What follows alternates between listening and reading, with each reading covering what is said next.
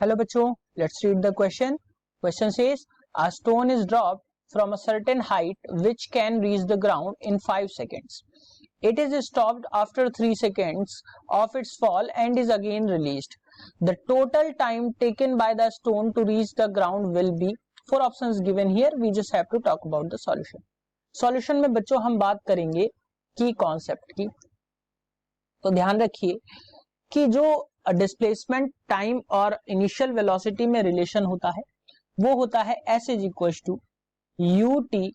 Plus half a t square. अब बच्चों यहाँ पे फ्री फॉल हो रहा है रेस्ट की कंडीशन में, तो जो हाइट होगी यानी कि जो हाइट होगी जो चली हुई डिस्टेंस होगा उसको हम हाइट कंसीडर कर लेंगे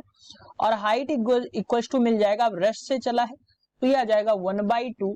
इंटू एक्सेलरेशन के लिए हम g पुट करेंगे और ये टी स्क्वायर यानी कि h is equal to half g t square के हमें मिलेगा under the condition of free fall जो कि डाउनवर्ड हो रहा है। अब यहां से अगर हम बात करें क्वेश्चन की, तो क्वेश्चन के अकॉर्डिंग क्या है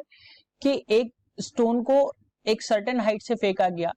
जो कि ग्राउंड तक जाने में 5 सेकेंड लेता है। अब अगर हम 5 सेकेंड लग रहे हैं तो मैं हाइट की वैल्यू देख लेता हूं कि कितनी वैल्यू होगी हाइट की, यानी कि हाइट कितनी होगी जो 5 सेकेंड उसको जाने में लग रहे हैं। तो यहां से मैं पुट करूंगा 1/2 इंटू जी की वैल्यू गिवन नहीं है तो मैं यहाँ पे 10 कंसीडर कर रहा हूँ, 10 मीटर पर सेकेंड स्क्वायर इंटू टी जो है 5 सेकेंड है तो दैट शुड बी 5 इंटू 5। अब यहां से अगर हम देखें तो ये हो जाएगा बच्चों 5 से कट जाएगा तो 5 जा 25 यहां से आ जाएगा आपका 25 जा 125। सो यानी कि जो हाइट होगी वो कितनी रही होगी 125 मीटर। अब क्वेश्चन के अकॉर्डिंग हम देखें कि कोई भी ऑब्जेक्ट है जो 125 मीटर की हाइट से फेंका गया और पहले वो 3 सेकेंड तक, क्वेश्चन में देख लेते हैं, 3 सेकेंड तक चला, उसके बाद उसको कुछ समय के लिए रोका गया और फिर उसको छोड़ा गया, तो कितने समय में वो ग्राउंड पे पहुंचेगा। तो ये मान लिया ये 3 सेकेंड्स में इसने स्मॉल h हाइट जो है वो चल ली होगी,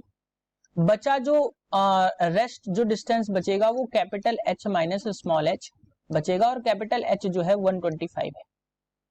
अब इतना चलने में उसका कितना टाइम लगेगा, ध्यान रखिए ये जो कंसीडर टाइम किया गया है रोकने के लिए, जो टाइम कंसीडर किया गया है उसको हम नेग्लेक्ट करेंगे क्योंकि बिल्कुल उसकी वेलोसिटी को होल्ड करने के लिए किया गया है। अब अगर हम देखें 3 सेकेंड में वो कितना चल जाएगा बच्चों, तो h इज इक्वल टू कितना हो जाएगा 0, u की वैल्यू 0 है, plus half g t square यानी हाफ इंटू जी 10 इंटू टी 3 इंटू 3। सो बच्चों यहां से h की वैल्यू अगर हम देखें तो कितनी आ जाएगी 2 5 जा 10, 5 3 जा 15, 15 3 जा 45 यानी कि 45 मीटर्स जो है वो चल जाता है 3 सेकेंड में। अब उसके लिए चलने के लिए जो हाइट बची है वो कितनी बची है बच्चों, वो बची है 125 से 45 चल चुका है, तो अभी डिस्टेंस उसको कितना चलना है बच्चों, यहां से अगर हम देखेंगे जब हम घटाएंगे तो ये वैल्यूज जो हमें मिल जाएंगी वो मिल जाएंगी आपको 80 मीटर उसको डिस्टेंस अभी चलना है। अब बच्चों यहां से 80 मीटर डिस्टेंस चलने में उसका टाइम अगर हम देखें तो क्या मिल जाएगा, तो अगेन हम वही फॉर्मूला पुट करेंगे, तो s इज इक्वल टू यानी कि h इक्वल टू क्या होता है half g t square, h बचा है बच्चों 80 equals to half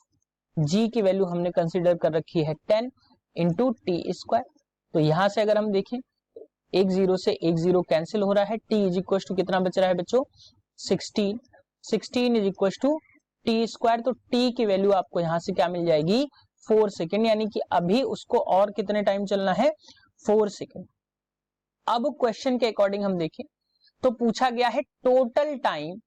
taken by the stone to reach the ground. बच्चों वैसे तो ये 5 सेकेंड में पहुंचता है, लेकिन जब उसको थोड़ी सी देर के लिए होल्ड करके छोड़ा गया है तो कितना टाइम लग रहा है 3 सेकेंड तो पहले चला हुआ था वो, यानी कि जो टोटल टाइम होगा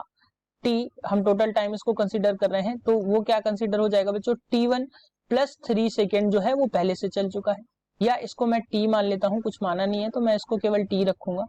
तो t प्लस 3 यानी कि 4 प्लस 3, तो टोटल टाइम जो आएगा बच्चों वो कितना लगेगा अब उसको 7 सेकेंड। सो बच्चों अगर हम ऑप्शन की बात करें option 3 is the correct answer, that is 7 second. Hope you understood it well. Best of luck.